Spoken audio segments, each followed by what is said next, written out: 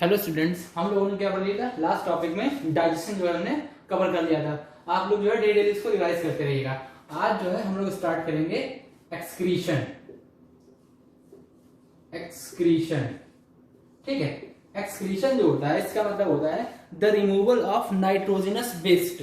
जो हमारी बॉडी से नाइट्रोजनस वेस्ट होते हैं उनको रिमूव करने के प्रोसेस को हम लोग क्या बोलते हैं? एक्सक्रीशन बोलते हैं। The removal of nitrogenous waste from the body is called excretion. समझ में आया? The removal of nitrogenous waste from the body is called excretion.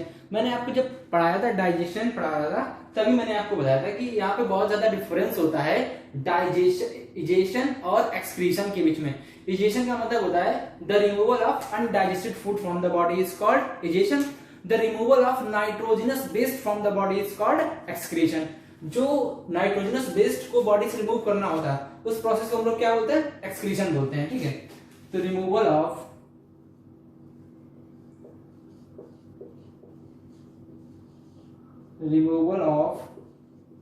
Nitrogenous waste from the body is called excretion. वो क्या कहलाएगा? Is called excretion. उसे हम लोग क्या बोलेंगे? एक्सक्रीशन बोलेंगे। It is done by kidney. ये किसके थ्रू होता है? किडनी के थ्रू जो है एक्सक्रीशन जो है वो किया जाता है।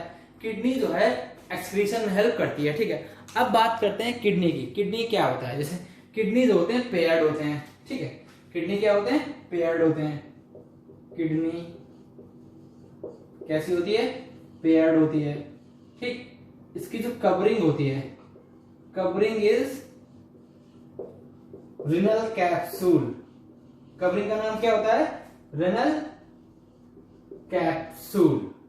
The covering of kidney is renal capsule. इसकी कवरिंग जो होती है वो रिनल कैप्सूल कहलाती है, ठीक है। अब इसमें राइट किडनी जो होती है समवॉट लोअर होती है और जो लेफ्ट किडनी होती है वो क्या होती है? थोड़ी सी ऊपर होती है।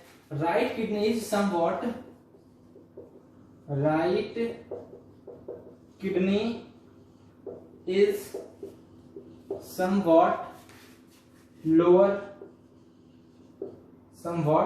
lower than left kidney. Left kidney के कंपेयर में राइट वाली जो है थोड़ी सी नीचे होती है और लेफ्ट वाली जो है थोड़ी सी ऊपर होती है, ठीक। तो सबसे पहले बात के एक बार रिवाइज कर लेते हैं। Excretion, the removal of nitrogenous waste from the body is called excretion. It is done by the kidney. किसके थ्रू होता है ये? किडनी के थ्रू किया जाता है। किडनी कैसा होता है? पेयर्ड होता है। Right kidney is somewhat lower than left. जो राइट किडनी होती है थोड़ी सी कहां पे होती है? नीचे होती है, ठीक है। ये कहां पे प्रेजेंट होती है किडनी? हमारे थोरेसिक रीजन में जो है ये प्रेजेंट, मतलब चेस्ट रीजन में जो है ये। चेस्ट क्या मतलब? थोड़ा सा नीचे होता है, मतलब चेस्ट से भी थोड़ा सा नीचे होता है, हल्का सा, ठीक है। समझ में आया इतना? ठीक है, आगे देखते हैं।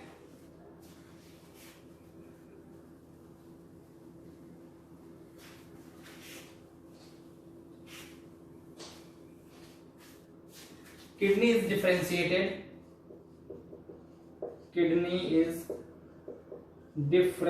into two part.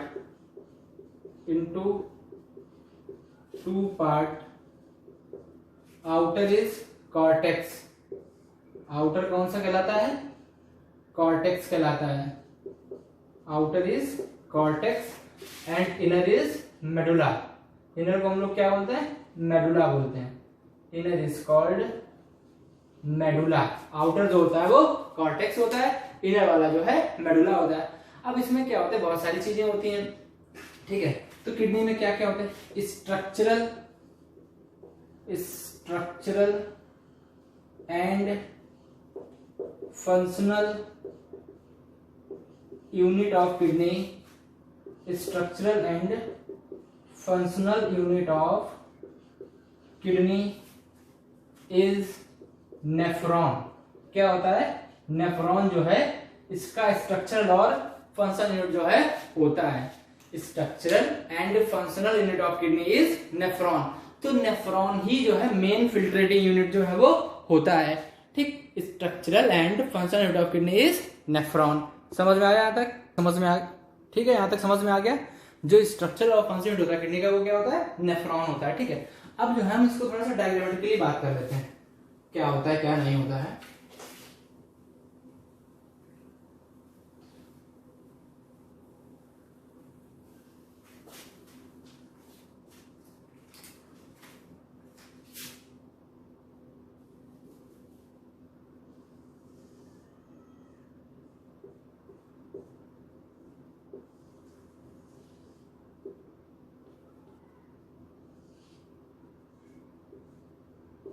साइज जो है किडनी का सेम होता है, लेकिन क्या होता है बस थोड़ा सा ये नीचे होता है, और राइट वाला थोड़ा सा नीचे होता है, और लेफ्ट वाला जो है थोड़ा सा ऊपर होता है। ठीक है, तो राइट वाला नीचे किस वजह से होता है? Due to the extra enlargement of liver, क्योंकि राइट साइड में क्या प्रेजेंट होता है? लीवर प्रेजेंट होता है। सुबह ही मैंने आपको मतलब पिछले लेक्चर में ही मैंने आपको बताया था कि जो लीवर जो है वो राइट साइड में एब्डोमेन में प्रेजेंट होता है, स्टमक के ऊपर और डायफ्राम के नीचे।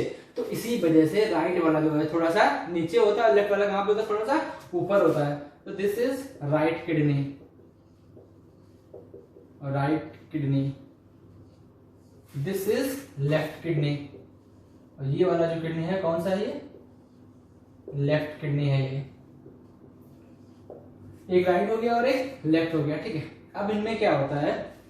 अब यहां से यूरेटर्स अराइज होते हैं। क्या अराइज होते हैं? यूरेटर्स। ठीक है, तो उसकी बात कर लेते हैं, यूरेटर्स कैसे अराइज होते हैं। ठीक, तो यूरेटर्स जो होते हैं यहां से अराइज के, यहां से क्या यहां से अराइज करते हैं, लेकिन हम इसको ऐसे दिखा रहे हैं, समझ लो पीछे से आ रहा है। ठीक है, तो ऐसे चलो यहां से दिखा देते हैं। ये कहा क्या आ गए? यूरेटर्स। ये क्या आ गए? यूरेटर्स। और ये क्या है? Urinary bladder. जो बैग लाइक स्ट्रक्चर आपको दिख रहा है, ठीक, ये जो दिख रहा है bag like structure, this is urinary bladder. ये क्या होता है? यूरिनरी ब्लैडर होता है। ठीक है, और ये क्या होते हैं? यूरेटर्स होते हैं। These are ureters. ठीक है, ये यूरेटर्स हो गया, ये यूरिनरी ब्लैडर हो गया। ये राइट किडनी और ये लेफ्ट किडनी। इसमें जो बाहर वाला पार्ट है दैट इज कॉर्टेक्स। क्या बोलेंगे उसको? कॉर्टेक्स। और जो अंदर वाला पार्ट है उसे हम लोग क्या बोलेंगे? मेडुला बोलेंगे। बाहर वाला जो पार्ट है वो क्या कहलाएगा? कॉर्टेक्स। और जो अंदर वाला पार्ट है वो क्या कहलाएगा? मेडुला कहलाएगा। The outer region is called cortex and inner region is called medulla. जो बाहरी रीजन होता है उसे हम लोग क्या बोलेंगे? कॉर्टेक्स। और जो अंदर वाला रीजन होगा वो क्या कहलाएगा? मेडुला कहलाएगा। और जो नीचे आपको डक्ट दिखाई पड़ रही है, इस डक्ट को बोलेंगे यूरेथ्रा। क्या कहलाएगी ये? यूरेथ्रा। यूरेथ्रा। ठीक, ये डक्ट कौन सी कहलाएगी? यूरेथ्रा कहलाएगी। ये राइट किडनी, वो लेफ्ट किडनी, ये बाहर वाला रीजन आउटर कॉर्टेक्स, अंदर वाला रीजन मेडुला। ठीक है, अब सपोज यहाँ पे छोटी छोटी सी माइनर कैलेक्स होती हैं। ठीक, ये जाके खुल जाती हैं, बड़ा सा होता है, उसे बोलते हैं रेनल, सॉरी उसे बोलते हैं मेजर कैलिक्स। सपोज ये ओपन हो गई, ये मिलके यहाँ पे बड़ी सी ओपन हो गई, फिर यहाँ पे बड़ी सी ओपन, फिर यहाँ से बड़ी open, that is called major calyx. और बहुत सारी मेजर कैलिक्स एक जगह पे ओपन होती हैं, उसको बोलते हैं रिनल पेल्विस। किसको क्या बोलते हैं? उसको समझ में आ गया था? कॉर्टेक्स, मेडुला, रिनल पेल्विस और लेफ्ट किडनी। तो हमने बात किया था कि जो बहुत सारी मेजर कैलिक्स होती हैं वो कहाँ पे खुल जाती हैं? रिनल पेल्विस में जो है ओपन हो जाती हैं। और फिर रिनल पेल्विस मतलब ऐसे समझ लो कि किडनी में यूरिन बना होगा, यूरिन कहाँ पे गया? फिर कॉर्टेक्स रीजन से मेडुला वाले रीजन के बाद, मेडुला से कहाँ पे गया? माइनर कैलिक्स में, माइनर से मेजर, मेजर से रिनल पेल्विस, और फिर रिनल पेल्विस से कहाँ पे चला जाएगा? यूरेटर के पास चला जाएगा। तो ये रिनल पेल्विस का काम जो है, renal pelvis carries the urine. क्या कैरी करता है? यूरिन को कैरी करेगा। ठीक, यूरेटर्स जो है, ureters carries the urine from kidney to urinary bladder. Ureter का काम क्या हो जाएगा? They carries the urine from kidney to urinary bladder. अच्छा, यूरिनरी ब्लैडर का काम क्या होगा? It is the storage of urine. ये क्या होता है? Store house of urine. मतलब जो यूरिन स्टोर होती है वो कहां पे स्टोर होती है? यूरिनरी ब्लैडर में यूरिन को स्टोर किया जाता है। ठीक, यहां तक समझ में आया? तो मैं कुछ कुछ लिखवा देता हूं, उसको लिख लीजिए। राइट किडनी क्या होती है? थोड़ी सी लोअर होती है। क्यों लोअर होती है? Due to the extra growth of liver, क्योंकि राइट साइड में लीवर भी प्रेजेंट होती है और उसकी ग्रोथ एक्स्ट्रा हो जाती है, इस वजह से राइट वाली किडनी जो है थोड़ी सी लोअर होती है।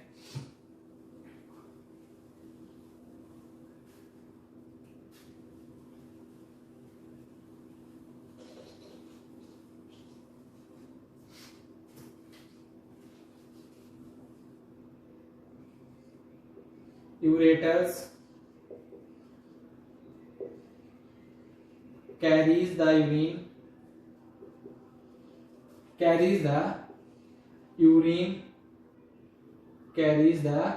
urine from kidney to urinary bladder। Kidney से कहां पे लेके आएंगे? यूराइनरी ब्लैडर के पास लेके जो है ये आएंगे। From kidney to urinary bladder, ureter carries the urine from kidney to urinary bladder। ये यूरिन, ठीक, ureters carries the urine from kidney to urinary bladder. और जो यूरिनरी ब्लैडर होता है, urinary bladder is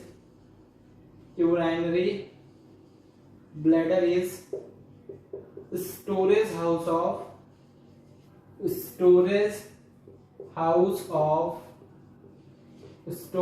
of urine. ये क्या होता है? यूरिन का जो है स्टोरेज हाउस होता है। किडनी का स्ट्रक्चरल और फंक्शनल यूनिट क्या होता है? नेफ्रॉन होता है। अब हम लोग स्ट्रक्चर ऑफ नेफ्रॉन के बारे में जो है बात कर लेते हैं, क्योंकि वहां से क्वेश्चन भी आता है।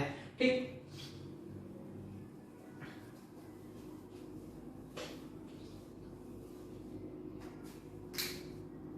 स्ट्रक्चर ऑफ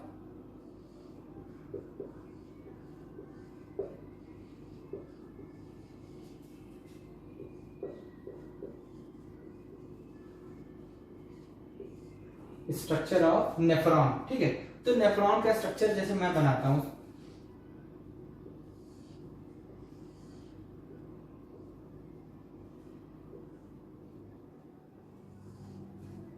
थोड़ा सा छोटा बनाऊंगा कि जो सारा का सारा कवर हो जाए, क्योंकि छूट जाएगा।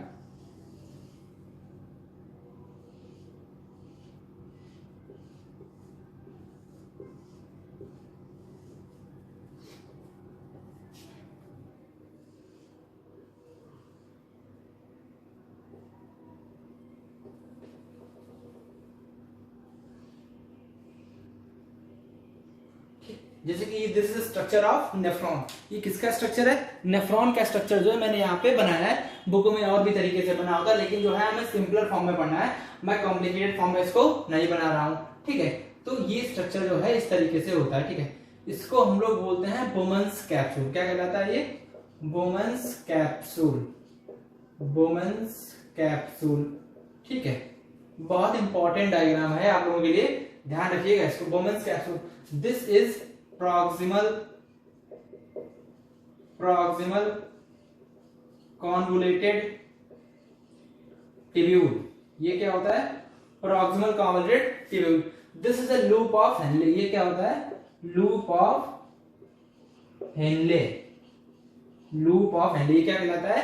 loop of Henle।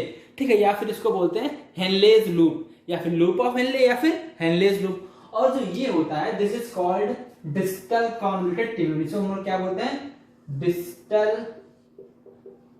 Distal convoluted tubule.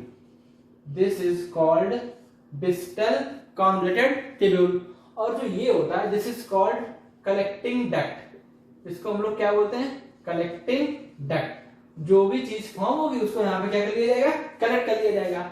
अच्छा, ये सारा नेफ्रॉन जो है प्रेजेंट कहाँ पे होता है? नेफ्रॉन जो है जैसे मेडुला रीजन जो होता है वहां पे जो है ये प्रेजेंट होता है। Nephron is present in the medulla reason. अब जो बोमन्स कैप्सूल होता है, यहाँ पे बहुत सारे क्या होते हैं? आर्टरियोल्स होते हैं। क्या होते हैं? बहुत सारी आर्टरी जब मिल जाती है तो क्या बन जाता है? आर्टरियोल बन जाता है। जैसे छोटी छोटी नाली मिलकर क्या बनाती है? नाला। मैंने आपको बताया है कॉन्सेप्ट ये। तो बहुत सारी आर्टरी मिल जाएंगी तो क्या बन जाएगा? आर्टरियोल। ठीक है, और ये कौन सा आर्टरियोल है? एफरेंट आर्टरियोल है। कौन सा आर्टरियोल होता है? एफरेंट। एफरेंट का मतलब है किसी भी चीज को लेके आना। तो एफरेंट आर्टरियोल मतलब कोई भी कंपोजिशन हो जिसको प्यूरिफाई करना होगा, ब्लड को प्यूरिफाई करना होगा, तो उसको लेके कौन आएगा? Efferent arteriole. ठीक, ये कौन सा लेके आएगा?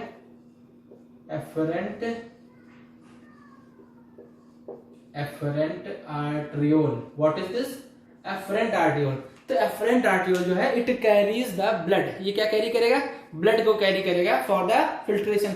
ब्लड ना बोल के मतलब जैसे कि ब्लड में आरबीसी नहीं होगी, ब्लड में जो है मतलब जो यहाँ पे फिल्टर होगा वहां पे आरबीसी जो है प्रेजेंट नहीं होगी, तो एफरेंट आर्ट्रियोल यहाँ पे लाएगा उसको। तो यहाँ पे क्या होता है, जैसे कि वुमेन्स कैप्सूल और प्लस वुमेन्स कैप्सूल, तो एफरेंट आर्ट्रियोल यहाँ पे लेके आएगा इसको, ठीक है। और यहाँ पे धीरे जैसे कि जो भी चीजें यहाँ पे बाहर निकलेगी तो यहाँ पे छोटे छोटे क्या होंगे? पोर्स होंगे। तो उन पोर्स की वजह से एक प्रेशर क्रिएट होगा। क्या क्रिएट होगा? एक प्रेशर। तो उस प्रेशर को बोलते हैं ग्लोमेरुलस, उस प्रेशर की वजह से होता है ग्लोमेरुलस फिल्ट्रेशन। क्या होता है? ग्लोमेरुलस फिल्ट्रेशन जो है वहां पे हो जाएगा। ठीक, कैसे होगा अभी बताते हैं। ठीक है, समझ में आया यहाँ तक? ठीक है, एफरेंट आर्ट्रियोल जो है जो भी कंपोनेंट है उसको लेके आएगा, यहाँ पे क्या हो जाएगा? फिल्टर हो जाएगा। फिर कहाँ पे आएगा? Bowman's capsule. अच्छा देखो मैंने डबल बनाया। वुमेन्स कैप्सूल जो होता है डबल बॉल्ड कप लाइक, कैसा है? कप लाइक स्ट्रक्चर जो है ये होता है प्रॉक्सिमल कार्डेड ट्यूब्यूल। ठीक है, ये होता है पीसीटी, इसको शॉर्ट में क्या बोलते हैं? पीसीटी बोलते हैं। This is a loop of Henle, और वो क्या होता है? Distal carded tubule. और वहां पे क्या है? Collecting duct. अच्छा, जो टफ्ट ऑफ कैपिलरीज होता है उसको बोलते हैं ग्लोमेरुलस। मतलब एफरेंट आर्ट्रियोल आ गए, अब इनका जो पूरा जो ग्रुप होगा उसको हम लोग क्या बोलेंगे? ग्लोमेरुलस बोलेंगे। क्या बोलेंगे? ग्लोमेरुलस। ग्लोमेरुलस। ग्लोमेरुलस के लिए क्या लिखना है हम लोग ब्रैकेट में? Tuft of capillaries. क्या बोलेंगे इसको? Tuft of capillaries. इसी की वजह से जो है फिल्ट्रेशन, मतलब जो प्रेशर डेवलप होगा और जो फिल्ट्रेशन में हेल्प करेगा। फिर ये क्या होता है? डिस्टल कार्डेड ट्यूब्यूल, और ये क्या है? Collecting duct, loop of Henle. अच्छा, इनका अपना अपना काम होता है। हमारे सिलेबस में कि नहीं है कि इतना लूप पीसीडी का काम क्या है, डीसीडी का काम है, फिर मैं बता देता हूँ आपको अभी जब बताऊंगा मैकेनिज्म ऑफ यूरिन। ठीक है, तो कोई भी चीज यहाँ पे बन रही है, ठीक है, बनने के बाद फिल्टर हो गई, ठीक है। अब यहाँ पे मतलब ऐसे समझ लो कि जो यूरिन का फॉर्मेशन होता है it is a non enzymatic process. कैसा प्रोसेस होता है? नॉन एंजाइमेटिक प्रोसेस होता है। अब यहाँ पे इंपॉर्टेंट और प्लस नॉन इंपॉर्टेंट सारी की सारी चीजें फिल्टर आउट हो जाती है। सपोज कोई चीज यहाँ से आ रही है, एफरेंट आर्ट्रियोल लेके यहाँ पे लेके आया, तो इसमें कुछ चीजें इंपॉर्टेंट भी होंगी, कुछ चीजें नॉन इंपॉर्टेंट भी होंगी। तो नॉन इंपॉर्टेंट को बाहर निकालना है, लेकिन ये क्या करता है? इंपॉर्टेंट और प्लस नॉन इंपॉर्टेंट सभी चीजों को यहाँ पे बाहर निकाल देगा, तो सारी चीजें बाहर आ जाएंगी। फिर पीसीटी क्या करता है? उनको वहां पे एब्जॉर्ब कर लेगा। जो अच्छी वाली चीजें होंगी उसको क्या करेगा? वो एब्जॉर्ब कर लेगा। ठीक, फिर लूप ऑफ हेनले में क्या होता है? लूप ऑफ हेनले दो होते हैं। एक होता है ascending loop of Henle, ALOH का मतलब क्या हो गया? Ascending, A for ascending loop of Henle, short में लिख दिया मैंने। और ये क्या हो गया? Descending loop of Henle. ठीक, इसको हम लोग क्या बोलेंगे? सॉरी, ये ऊपर से नीचे आ रहा, कम हो रहा ना, तो what is this? This is called descending loop of Henle. और इसको हम लोग क्या बोलेंगे? Ascending loop of Henle. ठीक, लूप ऑफ हेनले में क्या होता है कि जो सॉल्ट और वाटर की कंसंट्रेशन है, अब हमने फिल्टर कर दिया तो हमारी बॉडी में क्या हो गई होगी? कमी हो गई होगी, तो उसको दोबारा से हम क्या करेंगे? एब्जॉर्ब कर लेंगे। तो यहाँ हमने कहीं से सॉल्ट एब्जॉर्ब कर लिया, कहीं से क्या एब्जॉर्ब कर लिया? वाटर एब्जॉर्ब कर लिया। फिर डीसीटी में देखा कि जो चीजें कुछ बची, जो इंपॉर्टेंट है, वो एब्जॉर्ब नहीं हो पाए, तो दोबारा से उसको हम क्या करेंगे? री एब्जॉर्ब कर लेंगे। तो वो कहां पे हो जाएगा? Distal carded tubule. मतलब वाटर है, शुगर है, ग्लूकोज है, ये सारी की सारी चीजें एब्जॉर्ब हो जाएंगी। फिर जो सब्सटेंस रिमेन्स होगा, मतलब जो बचा हुआ सब्सटेंस है, उसको कहां पे पोर कर देंगे? कलेक्टिंग डक्ट में है, उसको पोर कर देंगे। और फिर हम उसको यूरिन टर्म जो है एप्लीकेबल कर सकते हैं। यहाँ पे यूरिन टर्म जो है एप्लीकेबल नहीं हो पाएगा। नहीं समझ में आया बात? चलिए एक बार और बता देता हूँ। ठीक है, कोई भी कंपोनेंट फिल्ट्रेशन के लिए आया है यहाँ पे, ठीक है, तो फिल्ट्रेशन के लिए एफरेंट आर्ट्रियोल में आया, तो उसमें कुछ चीजें इंपॉर्टेंट भी होंगी, कुछ चीजें नॉन इंपॉर्टेंट भी होंगी। तो हमें क्या करना है? जो नॉन इंपॉर्टेंट है उसको फिल्टर आउट करनी है। लेकिन ये क्या करता है? इंपॉर्टेंट और प्लस नॉन इंपॉर्टेंट सारी चीजों को फिल्टर आउट कर देगा। फिर सारी चीजें फिल्टर आउट हो गई, तो फिल्टर आउट किसकी वजह से होती है? एक प्रेशर होता है ग्लोमेरुलर फिल्ट्रेट। क्या बोलते हैं उसको? Glomerular filtrate. प्रेशर को बोलेंगे ग्लोमेरुलर प्रेशर। ठीक, तो इंपॉर्टेंट नॉन इंपॉर्टेंट फिल्टर हो गई। फिर पीसीटी ने देखा कि ये हमारे लिए इंपॉर्टेंट है, तो इसको वापस हमने क्या कर लिया? रीअब्सॉर्ब कर लिया। फिर डिसेंडिंग लूप ऑफ हेनले ने देखा कि पानी और में सॉल्ट की कमी हो गई, तो उसने क्या एब्जॉर्ब कर लिया? वाटर एब्जॉर्ब कर लिया। ठीक है, उसने क्या एब्जॉर्ब कर लिया? सॉल्ट एब्जॉर्ब कर लिया। ठीक, उसने क्या एब्जॉर्ब कर लिया? सॉल्ट एब्जॉर्ब कर लिया। ठीक है, फिर डीसीटी ने देखा कि अच्छा इतनी चीजें बची हैं, इनको दोबारा से हम क्या कर लें, रीअब्सॉर्ब कर लें। फिर कलेक्टिंग डक्ट में जो बची कुछ चीजें थी उसको हम क्या कर दिया, बाहर निकाल दिया। तो इस तरीके से फिल्ट्रेशन जो है वो स्टार्ट हो गया। ठीक, नहीं समझ में आया, आ गया, ओके। ठीक, वुमेन्स कैप्सूल क्या होता है, डबल वर्ड कपलाई स्ट्रक्चर होता है, एफरेंट आर्टियोल ये होता है यहाँ पे, ठीक है। और जो एफरेंट आर्टियोल का पूरा ग्रुप होता है उसको हम लोग क्या बोलते हैं, ग्लोमेरुलस, मैंने लिख भी दिया है, टफ्ट का मतलब गुच्छा। ठीक, समझ में आया। अच्छा, बहुत सारे एनिमल्स होते हैं, सबका अपना अलग अलग एक्सक्रीटरी वेस्ट होता है। तो हम लोगों का एक्सक्रीटरी वेस्ट जो होता है वो क्या होता है बताइए, यूरिया। क्या होता है, यूरिया। तो यूरिन में क्या होता है, यूरिया होता है। और हमें यूरिया को बाहर निकालने के लिए ही इतना प्रोसेस जो है ये सब करना पड़ता है। यूरिया जो बनता कहाँ पे है, urea form in the liver. Urea कहाँ पे बनता है, लीवर में बनता है, बाय द ऑर्निथीन साइकिल। किस साइकिल से बनता है, ornithine cycle. Urea is form in the liver by the ornithine cycle. ठीक, इरेज कर दो इसको।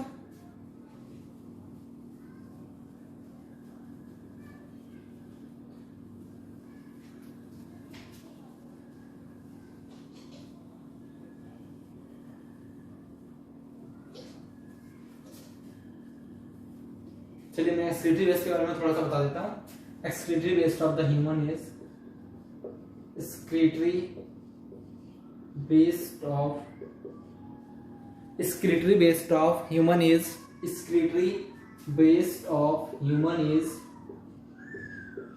is urea. क्या होता है, यूरिया होता है। यूरिया का फॉर्मूला होता है NH2CO NH2 NH2CO NH2। excretory waste of the aquatic animals, excretory waste of aquatic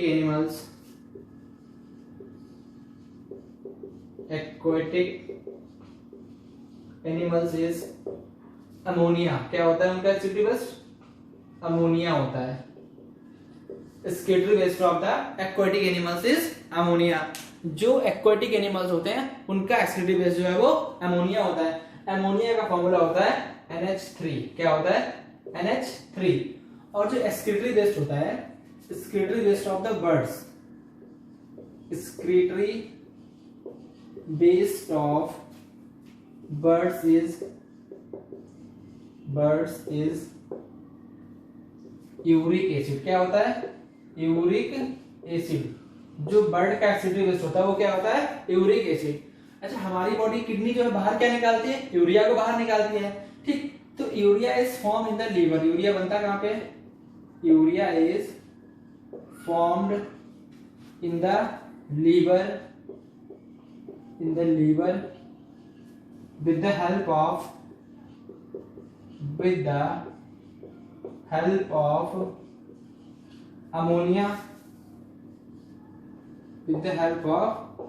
ammonia and carbon dioxide। Ammonia चाहिए होता है और कार्बन डाइऑक्साइड चाहिए होता है। Urea is form in the liver with the help of ammonia and carbon dioxide. तो cycle को बोलते हैं, cycle is known as ornithine. Cycle is known as ornithine cycle. इस साइकिल को हम लोग क्या बोलते हैं, ऑर्निथीन साइकिल। यहाँ पे और लिख दे रहा हूं उसको, अगर समझ में ना आया वहां पे, ऑर्निथीन साइकिल। ठीक, साइकिल को हम लोग क्या बोलते हैं, ऑर्निथीन साइकिल कहलाती है वो। ठीक, समझ में आया यहाँ तक, कोई doubt. Excretory waste of human is urea. Formula क्या होता है, NH2CO NH2। ठीक है, excretory waste of the aquatic animals is ammonia. Aquatic animals का क्या होता है, अमोनिया होता है। ठीक है, excretory waste of bird is uric acid. तो बर्ड का जो एक्सक्रीटरी वेस्ट होता है वो क्या होता है, यूरिक एसिड होता है। ठीक है, urea is form in the liver. Urea कहां पे बनता है, लीवर में बनता है। ठीक है, बाय द ऑर्निथीन साइकिल। उसमें क्या जरूरत होता है, 2 मॉलिक्यूल ऑफ अमोनिया में जरूरत होते हैं और 1 मॉलिक्यूल ऑफ CO2 जरूरत होता है। इस वजह से एक्सक्रीटरी वेस्ट जो है इस तरीके से, मतलब जो जो चीजें होती हैं मैंने आपको बता दी। अब मैं बता देता हूं mechanism of urine formation.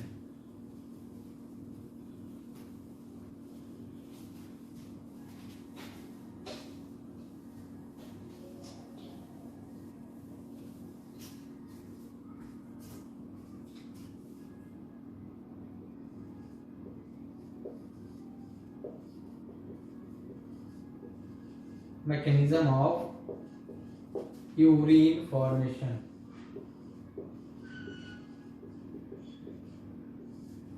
Mechanism of urine formation, ठीक है। तो यूरिन जो है कैसे फॉर्म होती है, how the urine is form, mechanism of urine formation, मतलब यूरिन जो है वो कैसे बनेगी। तो कैसे बनेगी देखते हैं। It involve 3 step here, 3 steps are involve here, 3 steps are involve. कितने स्टेप इन्वॉल्व होते हैं? 3 स्टेप्स जो है वो इन्वॉल्व होते हैं। सबसे पहला स्टेप जो होता है अल्ट्रा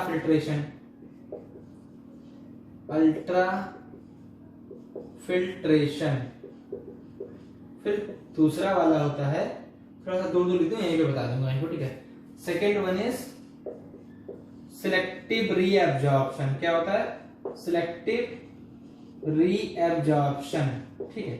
और थर्ड वन जो होता है ट्यूबुलर सिक्रीशन। क्या होता है? Tubular secretion. तीसरा जो है वो ट्यूबुलर सिक्रीशन, तीसरे स्टेप को बोलते हैं ट्यूबुलर सिक्रीशन।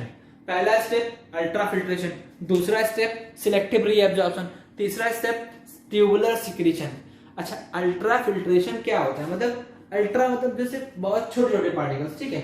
तो जितने भी मतलब जो भी हमारे ब्लड में कंपोनेंट थे, मतलब जो भी गंदे कंपोनेंट थे, कुछ अच्छे कंपोनेंट थे, यूरिया था, तो उसमें क्या होता है जो नॉन इंपॉर्टेंट मटेरियल्स होते हैं उसके साथ जो इंपॉर्टेंट होते हैं वो भी फिल्टर आउट हो जाते हैं। तो अल्ट्रा फिल्ट्रेशन के लिए पहला स्टेप होता है in this process important plus non important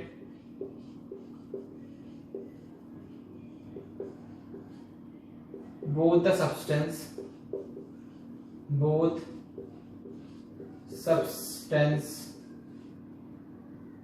substance filtered out, सारे के सारे सब्सटेंस जो है फिल्टर्ड हो जाते हैं, ठीक। It is non enzymatic process. कैसा प्रोसेस होता है ये? नॉन एंजाइमेटिक प्रोसेस, मतलब किसी भी एंजाइम की यहाँ पे जरूरत नहीं पड़ती है। अल्ट्रा फिल्ट्रेशन जो होता है नॉन एंजाइमेटिक प्रोसेस होता है, इसमें इंपॉर्टेंट प्लस नॉन इंपॉर्टेंट सारे सब्सटेंस जो है फिल्टर्ड आउट हो जाते हैं, ठीक है। The substance which is filtered out, the substance which is filtered out, the substance which is filtered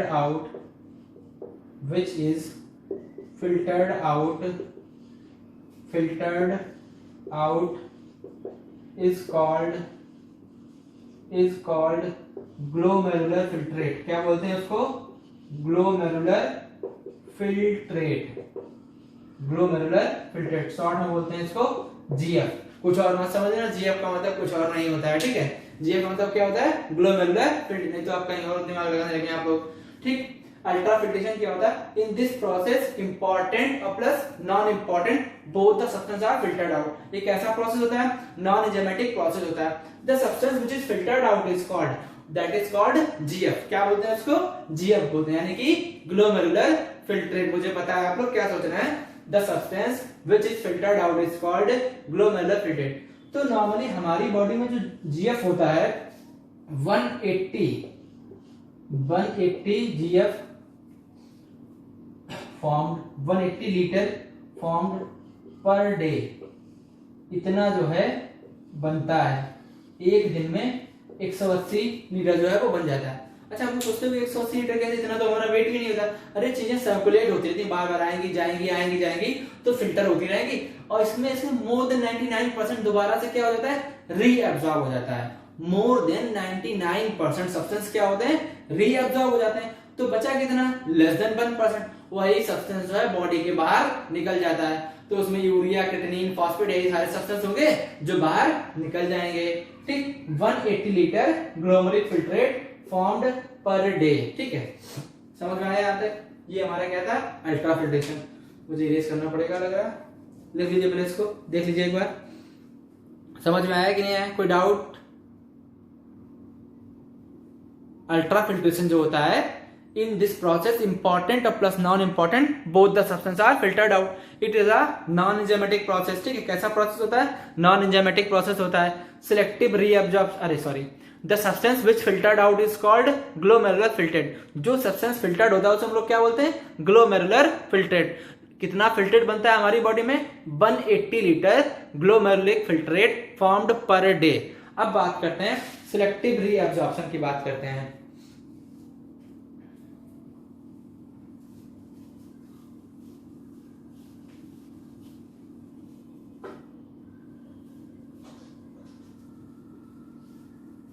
ठीक, तो बात कर लेते हैं सिलेक्टिव रीअब्जॉर्प्शन की।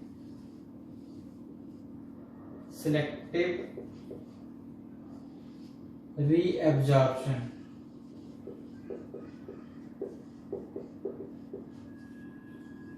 more than 90% substance is reabsorbed, 99% substance is reabsorbed। ज्यादा सब्सटेंस क्या होता है? रीएब्जॉर्ब जो हो जाता है। किसके थ्रू होता है? अभी बताया था आपको, थोड़ी जब डायग्राम बताए थे, through the proximal convoluted tubule, through the loop of Henle, through the distal convoluted tubule। loop of Henle के थ्रू एब्जॉर्ब होगा, proximal convoluted tubule के थ्रू एब्जॉर्ब हो जाएगा, और किसके थ्रू एब्जॉर्ब होगा? distal convoluted tubule। ठीक है, more than 99% substances reabsorb and 1.5 liter urine is formed। 1.5 litre urine is formed per day. कितना यूरिन बनता है? Formed per day 1.5 litre urine जो है एक दिन में जो है वो बनेगा। ठीक, अब ये बने यूरिन बन गया तो इसको एक्सक्रीट आउट किसके थ्रू करेंगे? ट्यूब के थ्रू एक्सक्रीट करेंगे, तो उसको हम लोग क्या बोलेंगे? Tubular secretion. Tubular secretion.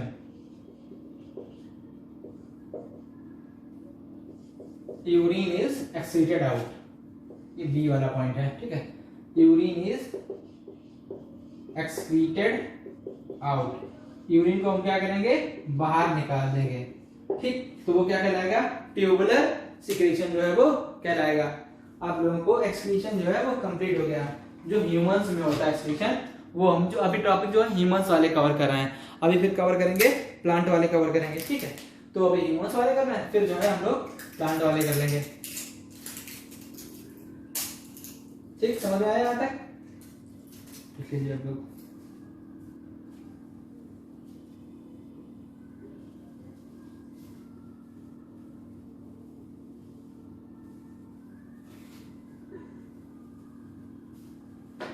Assignment जो है मैं आप लोगों को आज दूंगा, ये लेक्चर देने के बाद आप पढ़ लीजिए, उसके बाद मैं असाइनमेंट दूंगा, तो उसको आप लोगों को सॉल्व करना पड़ेगा। समझ में आया यहाँ तक? कोई डाउट? कोई भी डाउट हो आप कमेंट बॉक्स में या फिर ग्रुप में मैसेज कर दीजिए। आप लोग तुरंत जो है क्वेश्चन जो है उसको पूछ डाउट क्लियर कर दे, और सभी लोग जो है इसको पढ़ते रहेंगे। जिसको भी पता चले वो अपने फ्रेंड्स को बताता रहे कि क्लासेस स्टार्ट हो गई हैं। ठीक है, तो वो पढ़ाई कर रहे हैं अभी, क्योंकि अभी टाइम लगेगा ज्यादा बेटा लॉकडाउन खत्म होने में, तो इससे सिलेबस जो है हमारा काफी पीछे हो जाएगा। अब बात करते हैं ट्रांसपोर्टेशन की बात करते हैं। ट्रांसपोर्टेशन, ठीक है, ट्रांसपोर्टेशन मतलब कि चीजें जो है कैसे ट्रांसपोर्ट जो है वो हो रही हैं।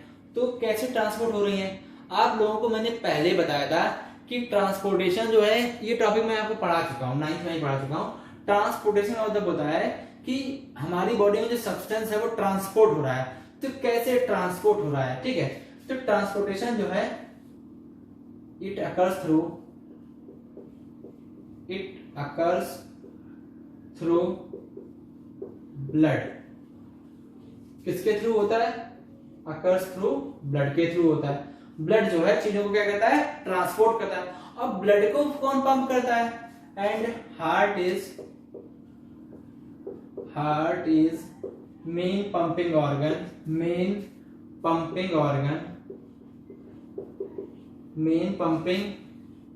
organ which circulates the blood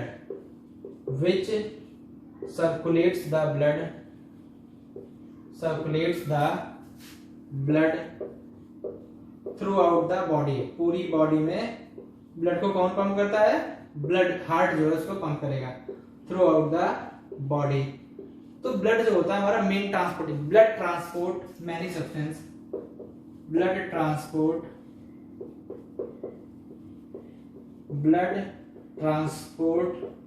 many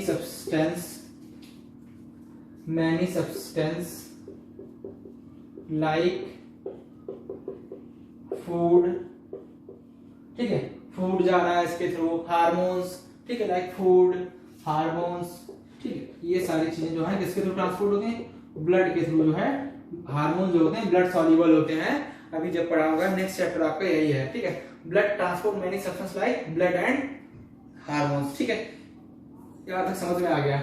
transportation में पहले ब्लड के बारे में जान लेते हैं।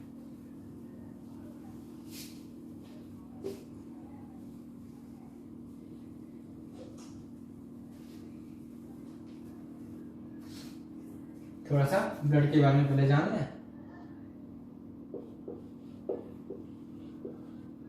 ब्लड में क्या क्या कंपोनेंट होते हैं? ब्लड में दो कंपोनेंट होते हैं, एक होता है प्लाज्मा और एक होता है formed element. In the blood two components are present,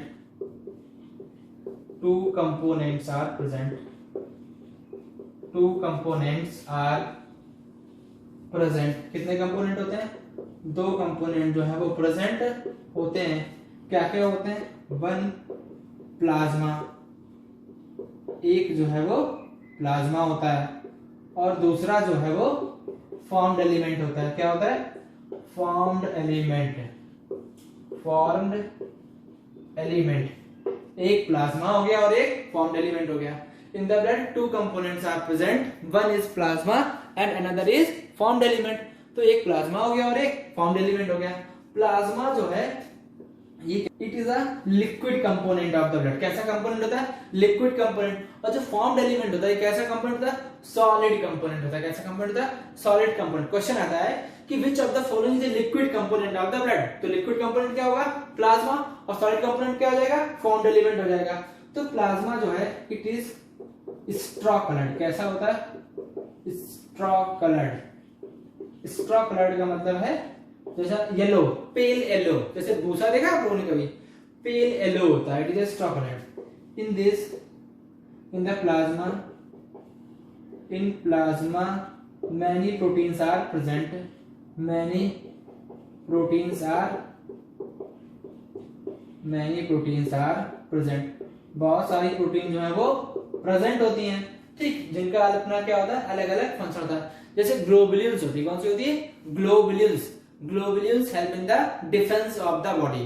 globules किसमें हेल्प करती है? बॉडी के डिफेंस में हेल्प करती है।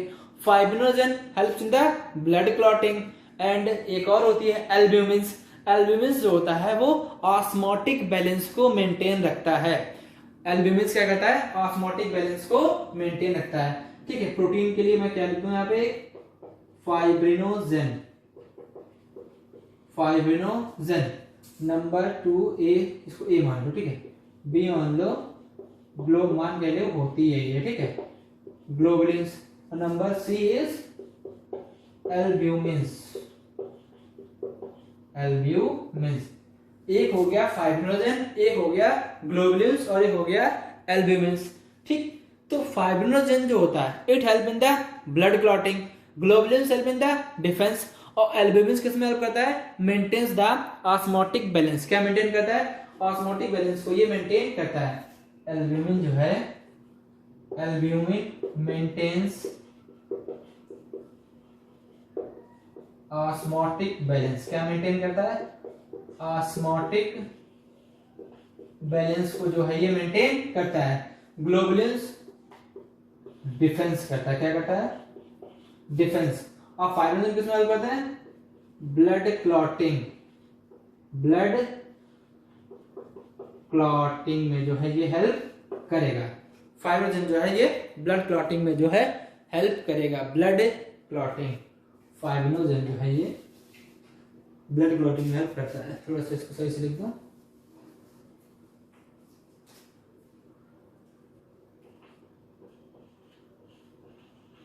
Blood clotting. ठीक, समझ में आया कि नहीं आया? कोई डाउट तो नहीं है बच्चों?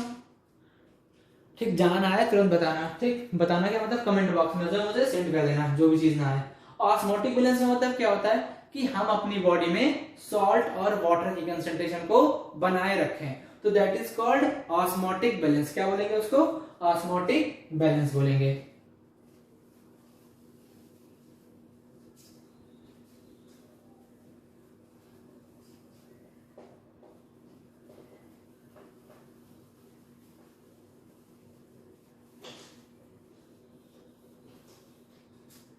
अब बात कर लेते हैं फॉर्म्ड एलिमेंट्स की।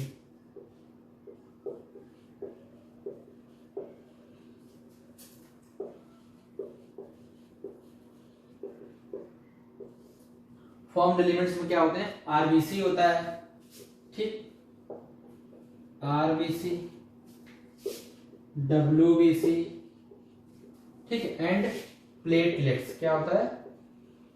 Platelets, RBC, WBC and platelets. तो फॉर्म्ड एलिमेंट जो होता है it is a solid component of the blood. ये ब्लड का कैसा कंपोनेंट होता है? सॉलिड कंपोनेंट जो है होता है। Formed element is a solid component of the blood. इसमें कितने कंपोनेंट होते हैं? 3 कंपोनेंट होते हैं, आरबीसी, डब्ल्यूबीसी एंड प्लेटलेट्स। ठीक है, RBC is also known as, इसको दूसरा नाम क्या होता है आप लोगों को पता होगा, it is also known as erythrocytes। क्या बोलते हैं इसको? erythrocytes। it is also known as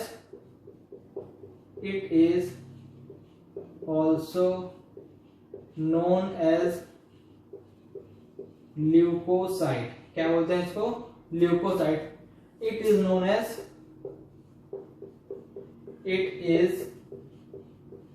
known as thrombocytes। क्या बोलते हैं इसको? thrombocytes। it is known as thrombocytes। Platelets जो हैं it helps in blood clotting। it helps in blood clotting। किसमें हेल्प करते हैं ये? ब्लड क्लॉटिंग में जो है ये हेल्प करते हैं। डब्ल्यूबीसी जो है हेल्प्स इन डिफेंस। किसमें हेल्प करते हैं? Helps in defence. ये हमें क्या प्रोवाइड करते हैं? डिफेंस प्रोवाइड करते हैं। आरबीसी जो है transport O2 and CO2, transports oxygen and carbon dioxide. क्या ट्रांसपोर्ट करता है? ऑक्सीजन और कार्बन डाइऑक्साइड को ये ट्रांसपोर्ट करता है। ठीक है, डब्ल्यूबीसी जो है कितने टाइप का होता है? 2 टाइप का होता है। एक होता है ग्रेनुलोसाइट और एक होता है agranulocyte. It is of 2 types. कितने टाइप का होता है? 2 टाइप का होता है। एक क्या होता है? ग्रेनुलोसाइट और एक क्या होता है? एग्रेनुलोसाइट। ठीक, एक क्या हो गया?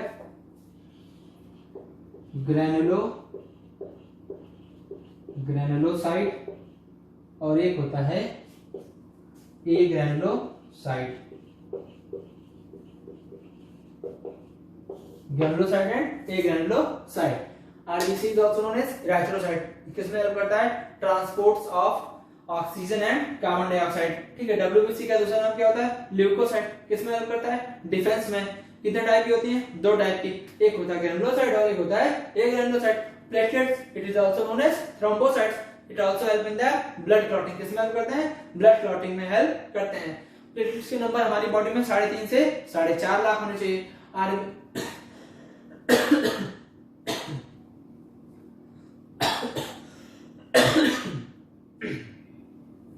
ठीक, यहाँ पे समझ में आया? कोई डाउट यहाँ पे? ठीक, अब बात कर लेते हैं डब्ल्यूबीसी में ग्रेनुलोसाइट एंड एग्रेनुलोसाइट की बात कर लेते हैं पहले।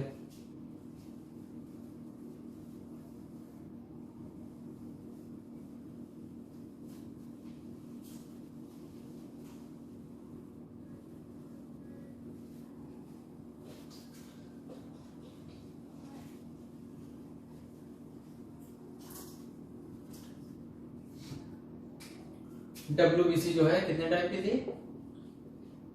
दो टाइप की थी, एक कौन सी थी, ए ग्रेनुलोसाइट, और एक कैसी थी, ग्रेनुलोसाइट।